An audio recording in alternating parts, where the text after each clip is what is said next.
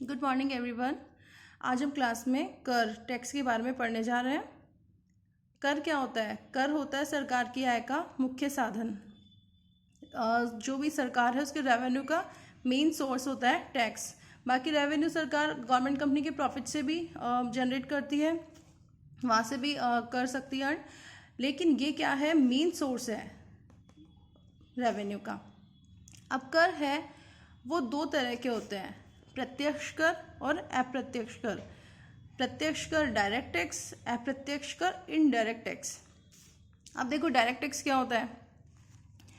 आपके BCom second year class में income tax चल रही है। इनकम टैक्स की बुक ABST पेपर है, वो है आपके पेपर, तो वो होता है हमारा डायरेक्ट टैक्स। अब उसको डायरेक्ट टैक्स क्यों बोलते हैं उसके बारे में हम पढ़ेंगे। और बीकॉम थर्ड ईयर में हमारा एक पेपर होता है GST।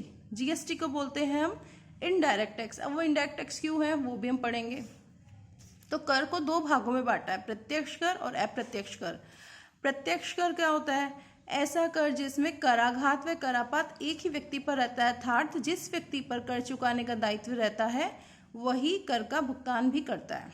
इसमें देखो क्या है, ऐसा कर जिसमें कराघात करापात। अब कराघात करापात क्या होता है? देखो कराघात करापात, कराघात का मतलब इनिशियल लाइबिलिटी टू पे टैक्स। इसका मतलब ये हुआ कि लाइबिलिटी चुकाने का दायित्व सरकार किस पर तय करती है। मतलब दायित्व चुकाने का कर दायित्व चुकाने की लाइबिलिटी किस पर आ रही है, किस पर इम्पोज ऑफ टैक्स लाइबिलिटी किस पर हो रहा है, वो होता है हमारा कराघात, इम्पैक्ट ऑफ टैक्स। ठीक है। नेक्स्ट होता है हमारा इसमें इंसिडेंस ऑफ टैक्स, मतलब करापात। इसका मतलब क्या है? फाइनल बर्डन ऑफ टैक्स, मतलब फाइनल बर्डन टू पे टैक्स लाइबिलिटी किस पे आ रही है, जिस भी पर्सन पे आती है उस पे होता है इंसिडेंस ऑफ टैक्स। मतलब टैक्स लग रहा किस पे है, टैक्स लगता किस पे है और टैक्स एक्चुअल में चुकाता कौन है, ये होता है हमारा इम्पैक्ट, इंसिडेंस, कराघात और करापात। इस टर्म को अच्छे से समझ लेना। इनिशियल लाइबिलिटी टू पे टैक्स मतलब टैक्स लगाया किसी पे लेकिन एक्चुअल में पे किसने किया, वो होता है करापात, इंसिडेंस ऑफ टैक्स। तो ये आप लोगों को समझ में आ गया है, हमें समझ आ गया है ये। ऐसा कर जिसमें कराघात करापात एक ही व्यक्ति पर रहता है। मतलब प्रत्यक्ष कर में क्या होता है, जिस पे टैक्स लगता है ना वो ही टैक्स का पेमेंट करता है, अर्थात जिस व्यक्ति पर टैक्स चुकाने का दायित्व रहता है वही टैक्स का पेमेंट करता है। अब देखो नेक्स्ट, इसमें एक बात तो ये समझ में आ गई। दूसरी बात क्या है, ऐसा कर व्यक्ति की आय पर लगाया जाता है, मतलब व्यक्ति की, एक पर्सन की इनकम पर लगाया जाता है। ऐसा टैक्स, ये जो डायरेक्ट टैक्स की जो होती है लाइबिलिटी, वो किस पर इम्पोज होती है? पर्सन की इनकम पर। अतः जो व्यक्ति कर योग्य सीमा से अधिक आय अर्जित करता है उसी पर कर लगाया जाता है। इसका मतलब क्या हुआ, कोई भी पर्सन जिसकी इनकम टैक्सेबल लिमिट एक होती है, एक इनकम की टैक्सेबल लिमिट होती है, वो हर साल जो भी अपना ये बजट आता है, उस वित्त बजट, उसमें वो दिया हुआ होता है। या आप इनकम टैक्स पढ़ोगे, या थर्ड ईयर के बच्चों ने पढ़ लिया है इनकम टैक्स, और सेकेंड ईयर के जो भी स्टूडेंट्स हैं वो पढ़ेंगे। तो उसमें एक चैप्टर उसमें बता रखा है सारा कि कैसे वित्त बजट आता है और कैसे मतलब टैक्स की जो रेट्स वगैरह हैं, जो भी है एक्ट के अकॉर्डिंग कैसे क्या वो होता है, फाइनेंस एक्ट बनता है। तो उसमें सब कुछ उस साल से रिलेटेड जो भी वो असेसमेंट ईयर या प्रीवियस ईयर है उससे रिलेटेड सारे प्रोविजंस उसमें आते हैं। तो इसमें क्या है, हर साल एक अलग ही लिमिट आती है टैक्सेबल इनकम की, कि किसी साल में होता है 3.5 लाख भी टैक्सेबल इनकम है, कोई ईयर में 2.5 लाख टैक्सेबल इनकम होती है। तो वो डिपेंड करता है अपना फाइनेंस एक्ट में, बजट में क्या डिसाइड हुआ है वो। चलो बात की बात है, पहले देखते हैं। ऐसा कर व्यक्ति की आय पर लगाया जाता है, व्यक्ति की आय पर लगाया जाता है मतलब पर्सन की इनकम पर। अतः जो व्यक्ति कर योग्य सीमा से अधिक आय अर्जित करता है, जो भी टैक्सेबल लिमिट है इनकम की उससे ज़्यादा अगर हमने इनकम अर्न कर ली है तो उस पर कर लगाया जाएगा, तथा उस कर का भुगतान, अंतिम भुगतान कौन करेगा? जिसने की इनकम कमाई है। मतलब जिस पे टैक्स लगेगा, टैक्स किस पे लग रहा है? जो इनकम अर्न कर रहा है। और पेमेंट कौन करेगा उस टैक्स का? टैक्स का पेमेंट भी कौन करेगा? जो कि इनकम अर्न किया है। तो उदाहरण क्या दे रखा है इसका? प्रत्यक्ष कर का उदाहरण दे रखा है आयकर, इनकम टैक्स। पहले इसमें एक और उदाहरण हुआ करता था धन कर, लेकिन वो हट चुका है, 2014 में उसको हटाया जा चुका है। और अब अपने पास डायरेक्ट टैक्स का एक है आयकर, इनकम टैक्स। अब देखो ये मैंने लिख ही रखा है, incidence of tax and impact of tax. Final burden of tax and initial liability of tax दोनों क्या है, ऑन सेम पर्सन। अगर एक ही पर्सन पे आ रही तो उसको क्या बोलते हैं अपन, डायरेक्ट टैक्स। और ये आप इस नोट्स में देख ही चुके हैं सारी बातें। अब हम पढ़ते हैं अप्रत्यक्ष कर। प्रत्यक्ष कर को हम जान चुके हैं कैसा क्या है, अप्रत्यक्ष कर देखते हैं। इनडायरेक्ट टैक्स ऐसा कर जिसमें कराघात, ऐसा कर जिसमें कराघात व करापात अलग अलग व्यक्तियों पर रहता है, अर्थात कर चुकाने का दायित्व व दायित्व का वास्तविक भुगतान वो क्या होता है, अलग अलग व्यक्तियों द्वारा वहन किया जाता है। कैसे, अब इसमें दिया है जैसे कि वस्तु के विक्रय पर कर चुकाने का दायित्व किसका होता है, विक्रेता का, लेकिन विक्रेता द्वारा यह कर क्रेता से कलेक्ट करके सरकार को जमा करवाया जाता है। कर का अंतिम भार क्रेता द्वारा चुकाया या वहन किया जाता है, जबकि कर दायित्व किस पर लगा था, विक्रेता उस पर लगा था। अब देखो ये क्या है, कराघात और करापात दोनों अलग अलग व्यक्तियों पर है, ठीक है। कैसे, जैसे और एक और चीज़ पढ़ लेते हैं इसमें, ऐसा कर वस्तु या सेवा पर लगाया जाता है, ठीक है।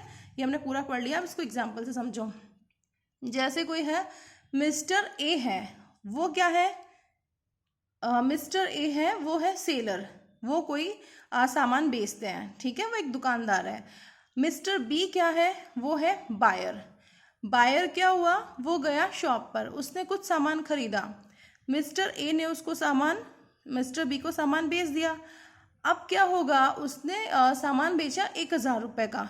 1000 रुपये पर मान के चलो कोई टैक्स लाइबिलिटी, जैसे इनडायरेक्ट टैक्स का में क्या है अपने पास एग्जाम्पल, जीएसटी है, एक इनडायरेक्ट टैक्स का एक है एग्जाम्पल जीएसटी, बाकी और देखते हैं। तो जीएसटी 1000 रुपये के सामान पर मान लो अपनी टैक्स लाइबिलिटी आई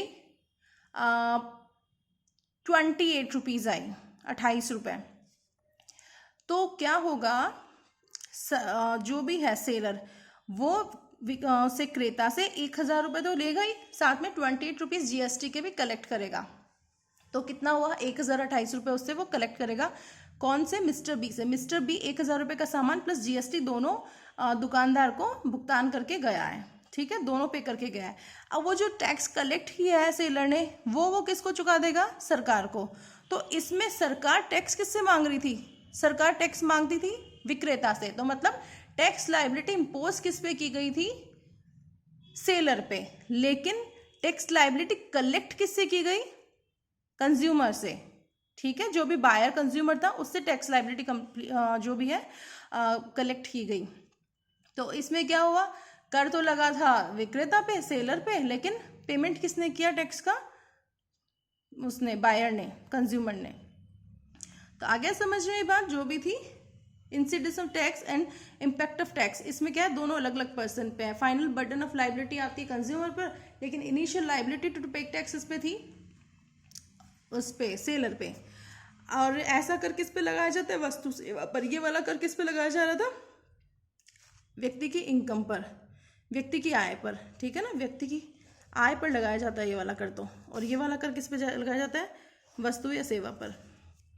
उदाहरण देखो क्या है इसके, जीएसटी, इसके इनडायरेक्ट टैक्स के एग्जाम्पल है GST, goods and service tax, वस्तु व सेवा कर। सेकंड है इसका example custom duty.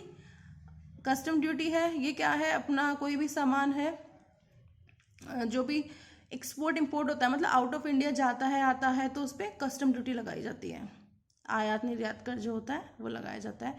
Other taxes, और भी बहुत सारे टैक्सेस है, बहुत सारे, इतने तो नहीं है। जीएसटी आने से पहले इनडायरेक्ट टैक्स की पूरी लिस्ट थी, लेकिन जीएसटी आए बाद में बहुत सारे टैक्सेस को जीएसटी में समाहित कर दिया गया है, जीएसटी में सबस्यूम कर दिया गया है।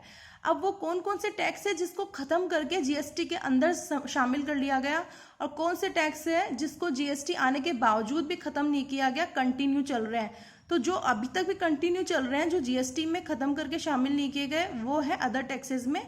ये हम आगे पढ़ेंगे, अब नेक्स्ट क्लास में देखेंगे कौन कौन से टैक्स जो पहले जीएसटी से पहले जो भी टैक्स थे उनमें से कौन कौन से तो जीएसटी में शामिल कर लिए, और कौन कौन से शामिल नहीं किए गए, वो कंटिन्यू उसी तरह से टैक्स हो रहे हैं जैसे पहले टैक्सिंग होती थी उनकी। ये हम नेक्स्ट क्लास में देखेंगे। और ये मैंने ये लिखा हुआ है इसमें, incidence of tax and impact of tax. Same person पे तो डायरेक्ट टैक्स है, डिफरेंट पर्सन पे आता है तो इनडायरेक्ट टैक्स है। ये अपनी क्लास यहीं पे